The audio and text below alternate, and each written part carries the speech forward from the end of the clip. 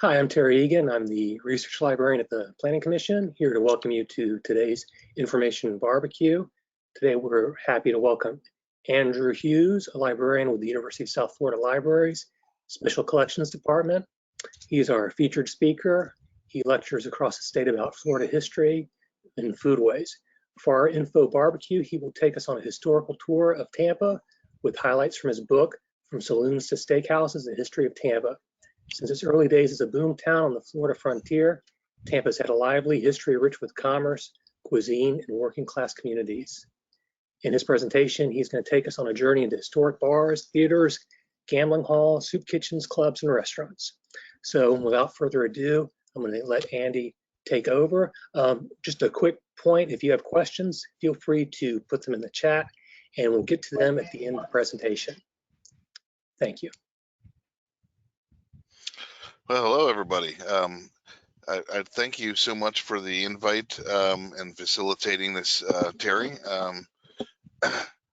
It's been a long time since I've been to the Planning Commission library, but I have visited before. I'm curious. I'm sharing my screen. Can everyone see the Yep, full? we can see it. Yeah. Okay. Anyway, what I'm going to do is we're going to delve into a couple of the chapters. Really, I call it a history of Tampa, but for all intents and purposes, it's really each chapter is sort of its own standalone history. There is a little bit of overlap between the chapters, but rather than tell you kind of what I wrote about, I'll show you instead. Now, do you see the full page of the slideshow? No, we are seeing your presenter notes. You might want to go to display settings. Right. Okay. And yeah. There we go. Cool. There we go. Now we're good. Okay. So basically, we're gonna start in the 1890s. The book starts in the 1880s when Tampa actually becomes a city. I think it's worth noting that Tampa was a town and kind of oscillated in and out of existence throughout the 1800s. But it wasn't until we really had a tax base to build upon, and that was the wage earning workers, the foreign workers actually who came here, mostly Cubans working in the cigar factories, etc. Most of you are probably familiar with the story of how the cigar industry got here to Tampa. So this is actually a picture of a saloon in Tampa. This is early days, and you can see it looks like it has its own brass band. Tampa followed a trajectory like a lot of other kind of boom towns, where at the beginning there, aside from alcohol, there wasn't a whole lot for people to do. There was the church, which not everyone attended, and then of course there was the saloon. And people used to joke that Southerners would vote their county dry even if they had to stumble to the voting booth to do it. And there was a similar kind of love-hate relationship with alcohol here in Tampa. It should be pointed out the whole country was in the midst of kind of a temperance movement, led mostly by clergy and by women. But there was a good reason for it, because saloons were pretty out of control, not just in the United States, but here in Tampa as well. For every respectable saloon, there was probably half a dozen that never paid any licensing fees or anything like that, and therefore were really not beholden to law enforcement or to the communities they were in to kind of conduct themselves in a respectable manner. So I like this picture because it kind of tells you people were living out loud here in Tampa.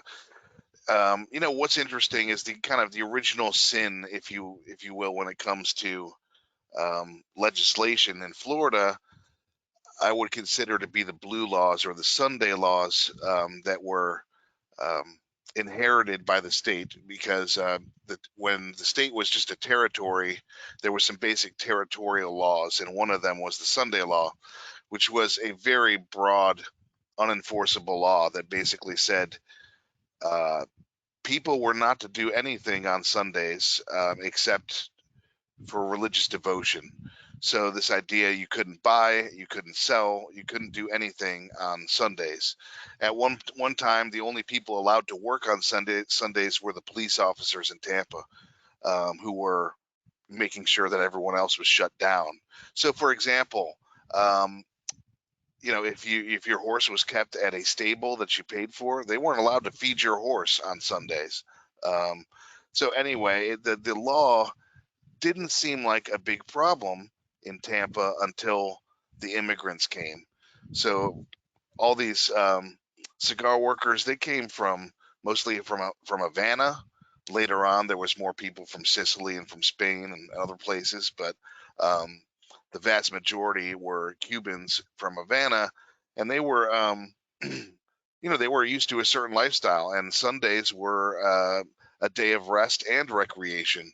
So these are days reserved for baseball games, family outings, picnics, all kinds of stuff like that. But since alcohol was involved and play was involved, basically the elites in Tampa did not like it one bit. So there was, my first chapter is called the Sunday Wars, because it was, depending on what side of the wet line the mayor was on in Tampa, Sundays could look a whole lot different. It got to be at one point, I should remind everyone that the 6-day work week was still in effect at the time. And for most people, you worked 6 days a week, or you worked 5 days a week and kind of half a day on Saturday and then got paid. So, even the newspapers were making the argument that, the hard-working people of Tampa did not have a chance to unwind except for Saturday night. Anyway, it got to the point where some of the cigar factories were closing on Saturdays just so their workers had some time to recreate. But basically, getting into the temperance movement, the idea was if alcohol disappeared, then society would become a perfect place. And this is what they said time and again, that, we'll empty all the jails, men won't beat their wives anymore. There won't be any such thing as poverty if people didn't drink. And of course, we realize now that, drinking and things like this are often a kind of a symptom of poverty rather than the cause of it. It's a little more complicated. Of course, in the 19 teens, the income tax started. So this was wielded by prohibitionists that if somehow if prohibition goes into effect, that the income tax will go away. But in fact, alcohol was a very valuable source of tax income. I mean, for those familiar with the Spanish-American War, I know it didn't last that long, but it was entirely paid for with alcohol and tobacco taxes. We didn't go into debt for that war, or at least, not indefinitely. It was all paid for. So it's a little misleading. The thing that upset a lot of people here in Tampa was the fact that there was a whole new class of entrepreneurs who were getting rich off of alcohol, and they weren't born in America. So this is a man named Batista Balbontin. He was an alcohol distributor here in Tampa. He loved to play kind of cat and mouse with the police on Sundays. Basically, the reason why the Sunday wars were so crazy here in Tampa was because we had mayoral elections every year. So, you have a dry mayor and then a wet mayor in the course of a year, and they could completely change the policies of the city and of the police based upon their beliefs. So this went back and forth for years and years, until the early 20th century, at which point Tampa basically decided it was going to run itself as a wide open city, a city that did not crack down on vice. Mainly because whenever people came here, investors came here, the first thing they wanted to do was to gamble, and partake in all of the other delights Tampa was known for at the time. So the idea of, would be very embarrassing for an investor to come to town and say get arrested for sleeping with a prostitute or something like that. The only thing they didn't like was when investors came to town and just fully got ripped off in the gambling houses. Robert Muggy was another one of the booze barons. He was from Germany. Balbontin was from Spain. You can see long before Snoop Dogg was rapping about it, Tampa was making gin and juice. This is the Tampa Bay Brewery. This was formed by Ebor's company, Ebor and Monrara, and it was the first brewery in the state of Florida. For those of you who know, the Bible Belt runs through the north of Florida. It doesn't make it this far south. So the idea of opening a brewery in Pensacola or Jacksonville was a no-go. But here in Tampa, it was embraced. Desoto Park. This is a later picture of Desoto Park, which was close to Ybor City. It was very much favored by the workers as being a close destination, but it had a saloon in the middle of it, and this saloon was often singled out by sheriff's deputies. You know, one of the things that should be pointed out too is that even though there was a lot of crackdowns on saloons, this didn't mean that the police had clean hands in the city or the county. In fact, the city and the county, the police and the sheriffs were usually vying for who could control the vice and all the payoffs that came with it. Bolita, of course, was a huge thing in Tampa. For those of you who don't know, it was kind of an illegal lottery. And we didn't have a single honest election in this town probably until the 1960s.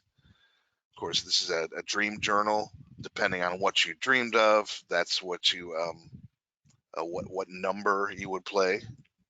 Bolita differs from Policy. Policy is another lottery-like game, but it typically is played 1 through 76, whereas Bolita was numbers 1 through 100. Carrie Nation actually did come to Tampa in 1908. Her barroom smashing days were over, but she came and had a lot of bad things to say about Tampa and Florida and the wickedness happening here. The other thing I wanted to point out is the police, how poorly paid and how poorly treated they were here in Tampa. It really didn't become a public issue until Prohibition, but one of Tampa's kind of early on, one of its weaknesses was the fact that a lot of the established people in the city and families did not want to pay taxes. So that's one of the reasons why Tampa oscillated in and out of existence throughout the 1800s. And nobody wanted to pay the police what a decent police officer was worth. This is a common problem throughout the South and other American cities, but it was especially bad in Tampa. So you could say there was a definite lack of professionalism among the police that really didn't change until much, much later. But this was a constant problem. And, I had to cut a whole section on one of the early city marshals was in the McKay family, who played a very big part in Tampa history. He was known as the Drunken Marshal, and couldn't be bothered to follow the laws himself. So these are pictures of some bars. The Columbia restaurant is on the right. Of course, long before it was a bar, it was one of Tampa's most kind of biggest nuisance saloons. At one time, Tampa City Council wanted to shut them down around 1908, 1910. People were getting slashed, stabbed, killed at the Columbia on a semi-regular basis. And it wasn't until it became a restaurant that it kind of cleaned up its act. So this is a picture of Tampa from the early 1900s. I'm pointing out here on the right, the Imperial Restaurant. So one of the things that I write a bunch about in my section about, it's actually the 3rd chapter, call it A Theater of Shadows, but it talks about theater. It talks about the Imperial Theater, which was a kind of a not so nice place. So when you picture theaters and you picture theater boxes, you think of something like this. So these are respectable theaters, whereas the Imperial Theater had a bunch of booths that weren't so lofty. Basically, the booth enclosed the party that was sitting in it from three sides so that you couldn't really see what was going on, but it provided a good view of the stage. Now, the reason why these booths had the high walls around them is because men, when going to the Imperial Theater, could, if he wanted to drink with a woman, whether she was on stage or she was a server, he could just point at her. She would come and drink with him in his booth. Now, these weren't prostitutes. These are women servers and women performers. There were plenty of prostitutes in Tampa for that job, but these women were like the strip clubs of today. I was tempted to write about strip clubs, in the modern age, but it had already been done, and so there wasn't much of a point in getting into it. So you can see here, burlesque was very big in the theater. In Tampa, where drinking was the main thing to do. This was as elegant as theater got, pretty much, until unless you had something coming to, say, the Tampa Bay hotels, casino, or its theater. But what was going on in the Imperial Theater was, at one point, there was a lot of girly shows going on, and girly shows were notorious, especially for showing leg. At the time, a knee was considered, a very erotic part of the body. So any women showing legs were considered, this is a titillation, right? And then later on, this became even more pronounced when you had people like the Imperial Theater were doing full body stockings. So women would dress in full body stockings. They'd be lit from behind. For all intents and purposes, everyone thought they were nude. But when the police came to arrest the women, they were clothed. So they would be arrested for doing an indecent dance or something like that, rather than the nudity. One of the other reasons why the Imperial Theater got so much heat early on was because it was run by an immigrant, a Greek named Louis Athanasaw. And for a long time, he got away with sort of riding along the seams of propriety here in Tampa. And eventually he became kind of a notorious figure. I had no idea when I first started to study the Imperial Theater that Louis Athanasaw eventually was arrested for the Mann Act.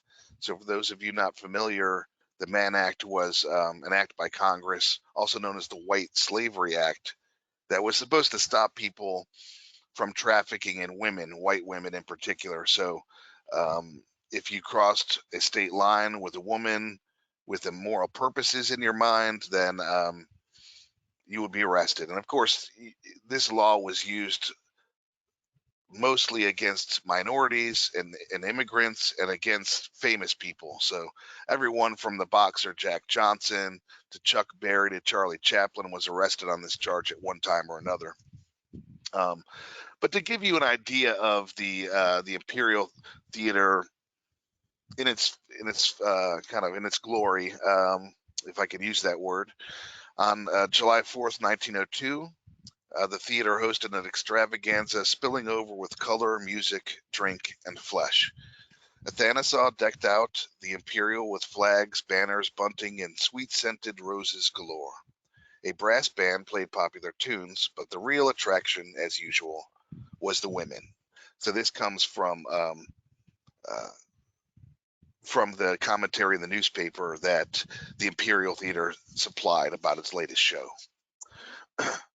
Such a galaxy of pretty girls with shapely forms, both brunettes and blondes, charming singers and sprightly dancers for the eye to feast upon, have never before been seen at any one time at a vaudeville entertainment in this city.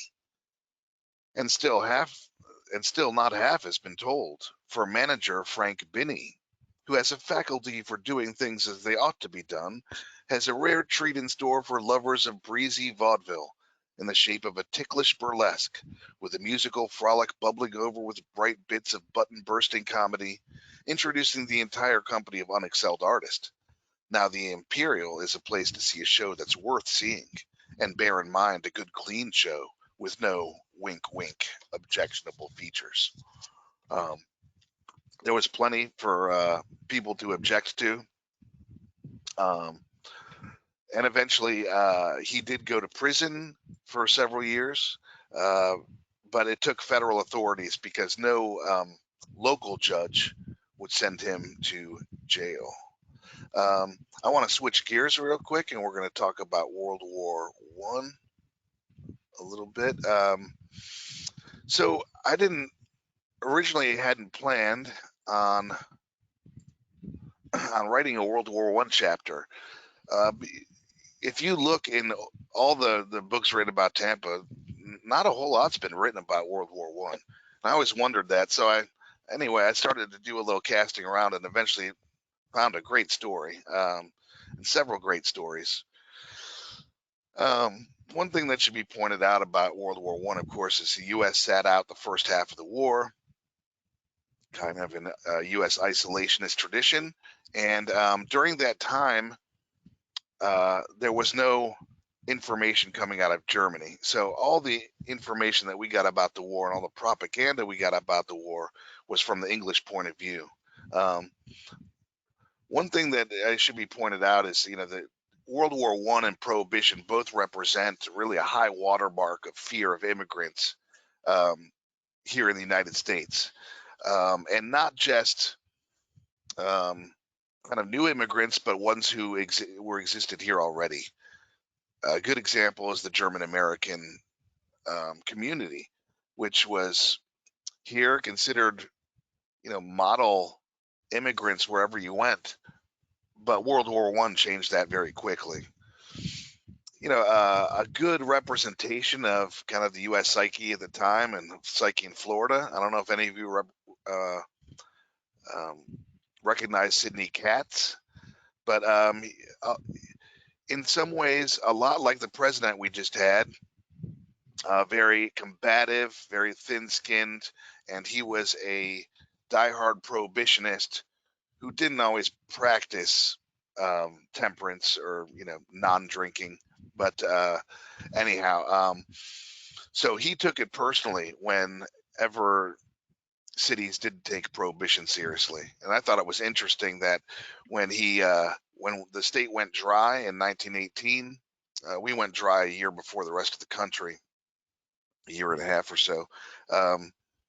When we went dry, two cities defied the order and said they would continue to allow alcohol to be sold. One was Tampa, the other was Clearwater. I thought that was interesting.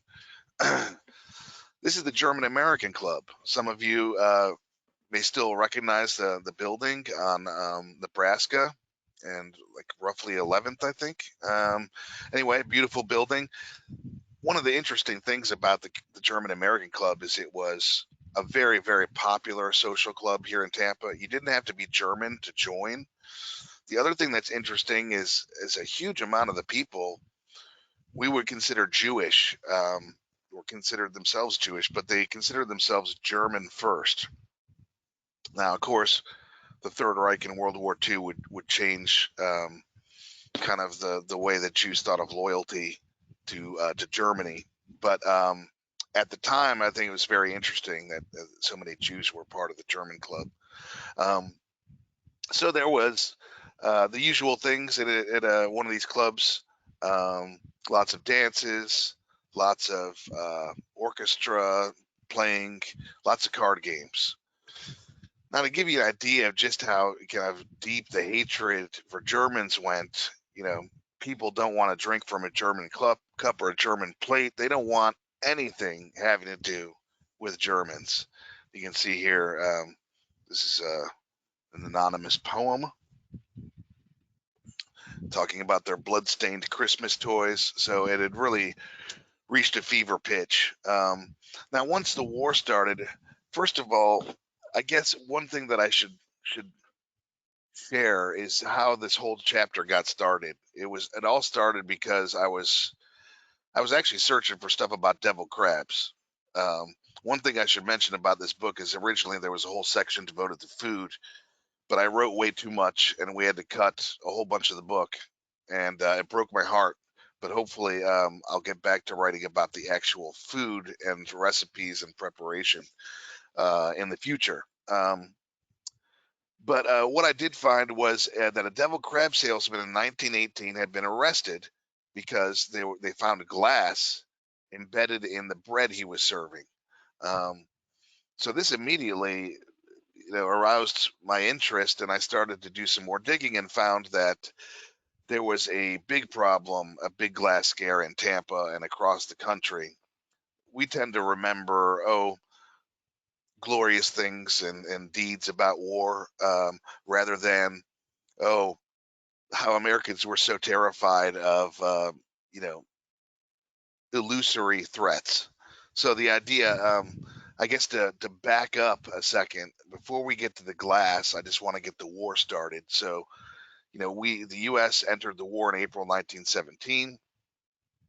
As soon as that happened, German clubs around the country, I know that there was one in Jacksonville and then one here in Tampa, for example, both said that they would close their clubs to most of their activities during the day and allow them to be run by the Red Cross, basically. So the Red Cross, this is a picture of the interior of the German club here in Tampa, and they're showing how to dress wounds with bandages, gauze, etc. So, but it wasn't that simple. So the German club continued to have events, but there was one kerfuffle after another. One good example is there was a medley that was played by the orchestra at one of the celebrations, and it happened to have a piece of German martial music. Now, most music in Germany in the 1800s was pretty martial, or kind of marching military so this little piece of music upset a police officer, and there was a big thing about that. And there was a bunch of other stuff that I really don't have time to get into here. But there was a number of things where people were very paranoid about Germans here in Tampa, particularly in the shipping industry, because the shipyards were actually owned and run by a German family, German Americans, I should say. But getting to the glass scare is really the center of the chapter. So this is some of the shipbuilding facilities, the shipyard. Mayor D.B. McKay was one of the kind of conspiracy theorists here in town who thought that the Germans were being allowed to run the shipyard, even though they weren't patriotic Americans, etc. In fact, the operations of the shipyard were nationalized and taken over by Oscar Daniels, as so many other shipyards were in the country. It had nothing to do with any German heritage anywhere. But there was some, let's say, ugly incidents that could have been much uglier had they gotten out of hand here in Tampa. More shipbuilding.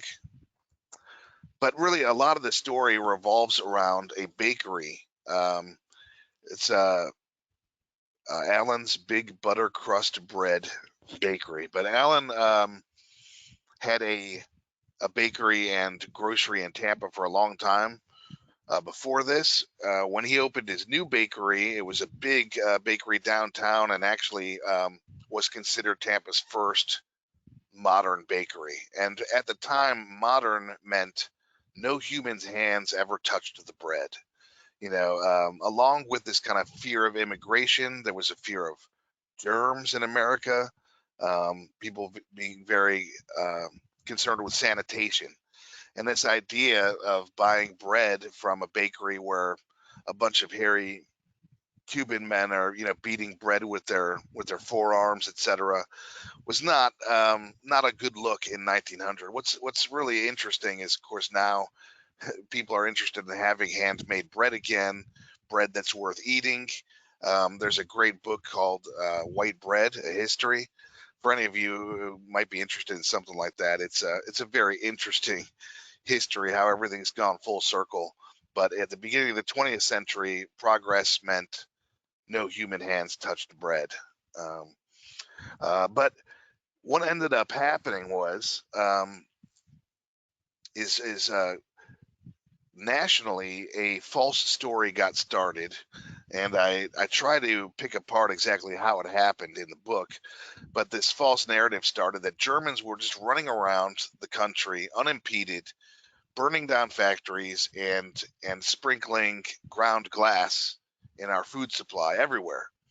The power of suggestion is very strong indeed. And so people all over the country, upon hearing this, started to find glass everywhere.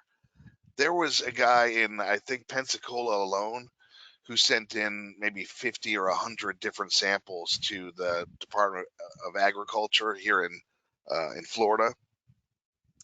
And all over the United States, agricultural commissions and such are dealing with this inundation of people sending all these products that they say have glass in it.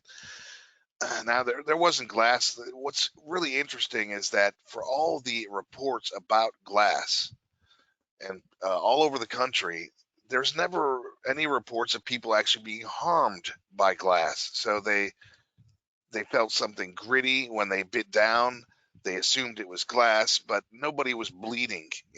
There was very, very few accounts where there was actually a piece of glass that harmed someone. So what people were finding, like these people who are actually testing these products, is that there may have been some sand or some grit canned with, say, some jam or strawberries or whatever they were looking at, peanut butter. But what ended up happening here in Tampa, once they started to dig a little deeper, was finding that bakers were spiking each other's bread with pieces of glass after the fact, trying to put each other out of business. So it was started by a guy actually of German descent who wanted to put Allen's Bakery out of business. So he bought a whole bunch of labels or bags for the bread, and then basically made bread, shoved glass in it, and then put it in Allen's wrappers and distributed it around that way. And then people all said Allen had glass in his bread. Pretty soon, all the bakeries in town were finding glass in their bread because everybody, I think, was spiking each other's bread. And in true Tampa fashion, no one ever went to jail for any of this stuff. City councilmen were offering to change bread ordinances that were restrictive for bakers if they got bribed for, say, $1,000 and stuff like this. So you could say bread was a seedy business, even though it wasn't multi-grain. So yeah, Allen's bread was the one that was singled out because, of course, he was the most successful in town. And Tampa Steam Bakery, this doesn't have the picture of the guy who actually did it. Fred Moore was his name, but he was the one, as far as we could tell, who was spiking bread. And F.W. Moore, I don't know if he's actually in this picture, but he ended up splitting off from Tampa Steam Company and starting his own baking. So you can see here, Allen was absolutely beside himself in panic. I won't get too much more into the story, except that World War I and the bakery business wasn't very good to Allen. And he eventually got out of the business. And there's a lot of other stuff concerning World War I that I cover in the chapter, but I think this is a good taste anyhow, and I'll give you, I think, one more taste before we move on and take questions. Prohibition. I looking back, I probably could have written just a book about Prohibition in Tampa. It was so crazy. There was so much stuff going on and so many things I couldn't include in the book. For example, in 1925, people found that an orphanage in Tampa was selling babies. So for $25 or maybe more, you could buy a baby in Tampa, and there was no law against human trafficking in the state of Florida. So anyway, all kinds of crazy stuff was going on here. And one of the things that I like to point out, about history is sometimes there wasn't a good guy, sometimes everybody is looking out for themselves. And I think Tampa and Prohibition is a good example of that. You have on the one side, the wet side, people who wanted to drink and people who wanted to serve alcohol, and that's really sponsored by the mafia, and other, groups of organized criminals. So they're kind of the muscle behind the wet movement. The muscle behind the dry movement was the Ku Klux Klan, armed with axe handles and all manner of other weapons. So Tampa, for the average citizen, they're kind of caught in between these two very brutal groups. I love this picture. This is from Larry Ford. Larry Ford's bar. He had several bars in town. One of them was named The Office, I think facetiously, so you could tell your wife you're going to be staying late in the office. And of course, Larry Ford was running all these bars during Prohibition, and then they kind of went legit afterwards. The first thing I like to point out is, that Tampa wouldn't have been so conflicted if it wasn't for the immigrant community here. Tampa had plenty of drinkers aside from the immigrants, and really problem drinkers tended to be Americans and not immigrants who were kind of raised with alcohol. But immigrants would not take the law seriously, just like a lot of people. And that's one of the kind of incalculable things that Prohibition did, was make everyone have a more healthy disregard for laws in general. It's a picture of the inside of a cafe. In Havana, any cafe or restaurant you went into had a bar in it. Almost all of them did. Almost all of them served alcohol as well as other beverages. So for Tampa police officers, it was very difficult to distinguish between a cafe, a saloon, and a speakeasy. There was a lot of gray areas. I think this picture is a great one to show kind of how this is everyone's home away from home. You can see the clientele is all male. There's one woman at the counter who's probably part of the family who owns the place. But most of these men, they might be living in boarding houses and not even have their families with them at the time. So this is essentially their living room. The other thing I want to point out is just how much sand is on that floor. Every single floor in Tampa looked like that. If any of you ever shop at Cacciatore and Sons in West Tampa, they've got some great pictures of the inside of their shop. And everyone's barefoot and there's just sand everywhere. I don't want to kind of get into all this stuff, but one of the things to point out is that during Prohibition, and before Prohibition, there was still this idea that men drinking alcohol couldn't behave, couldn't control themselves. So there was a delineation between men and women in society. If you were a woman in New York City in the turn of the century, you might be able to go out and eat or drink alone. But in Tampa, there weren't many places to do that. There weren't, the idea if you went to a saloon or a Latin tavern or something by yourself as a woman, you were kind of transmitting to everyone that you were a prostitute or at least a lady of bad reputation. Not saying that this was fair, but it's the way that it was. So that in a lot of restaurants, you would have a ladies' entrance where they could walk directly into the dining room rather than have to walk through kind of like the gauntlet of the bar and all the males. sitting there. You know, like I said, all kinds of people had a healthy disregard for the law.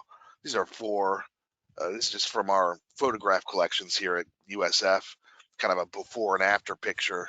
They arrived, distinguished gentlemen, and in a few hours they're bellowing songs and off-key voices on the beach.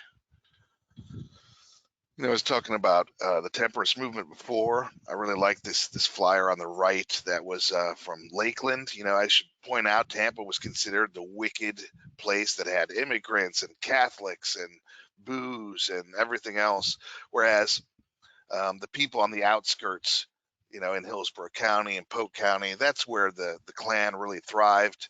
That's where people imagine themselves as you know, riding against the immigrant menace, etc. You know, even the Germans were singled out. But I love this chromolithograph. Of course, most of the beautiful cigar labels that were produced for Tampa were produced in Germany, or at least the best ones, anyhow. They were masters of chromolithography, and this label is all about beer. And what I love is, you know, it says a national drink. This lager is something all Germans can identify with.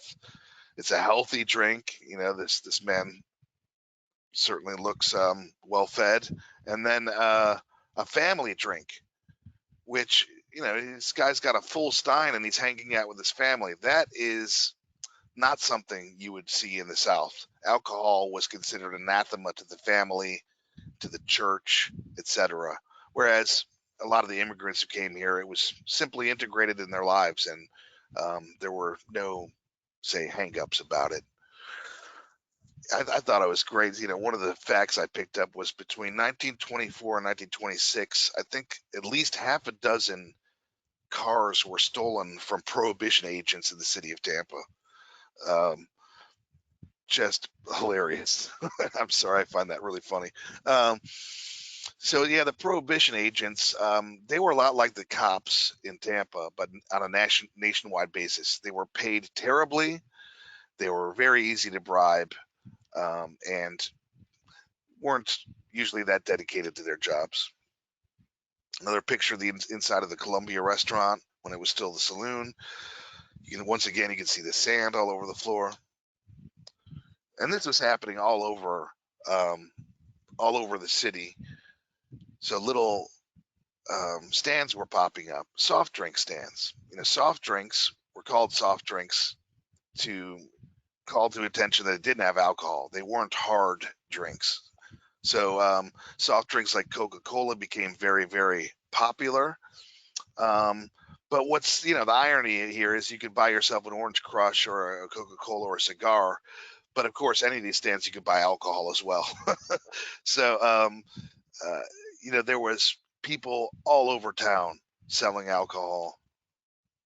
And I'm still convinced that there's caches buried all over the state of Florida. You can see here how many onlookers are watching from behind this fence here. And of course, it looks like this guy's the one who does all the digging. But these over here are known as hams. So these have bottles filled with them. They're kind of shaped like hams when they're put in a bag like that. But that's typically how alcohol was shipped. And it was shipped all over the place. We had rum runners and people flying in stuff, etc., from all over the Caribbean. And really, I love, I just want to check the time real quick. Okay, I'm about to conclude here. But I wanted to mention Leo Stalnaker. He's this young man in the center here. He was one of the youngest judges to preside on the bench here in Tampa. He was well known for sponsoring a bill that would make it illegal to teach the theory of evolution in Florida. That never passed, but it was other monkey bills like that were popular at the time. But he was a staunch prohibitionist.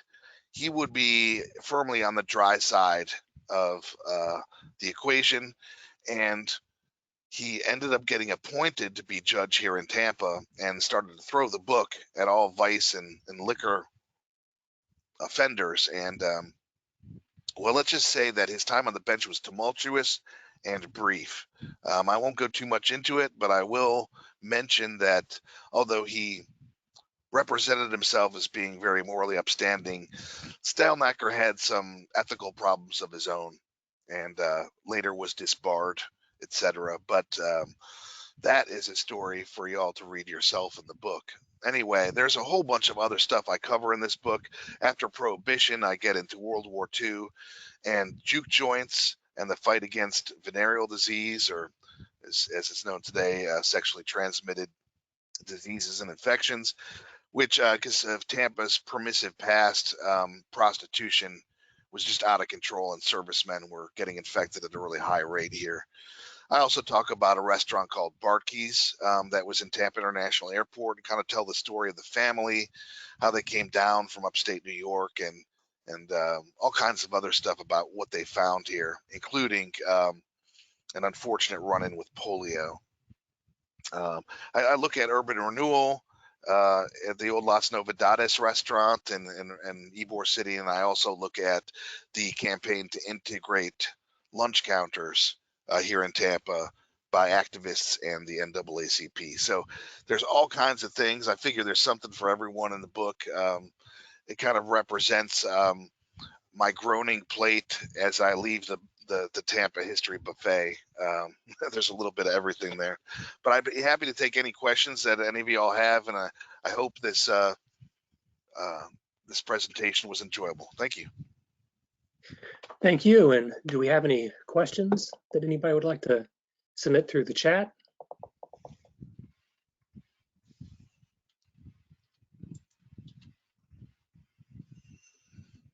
They could also raise their hands if they so wish. Okay.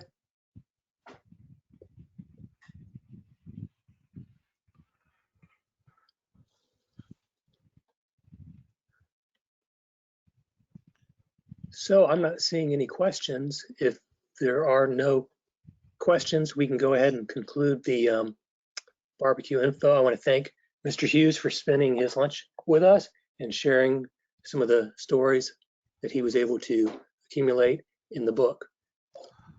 Well, thanks so much for the invite. Thank you. All right. Have a great day, everybody. Bye-bye.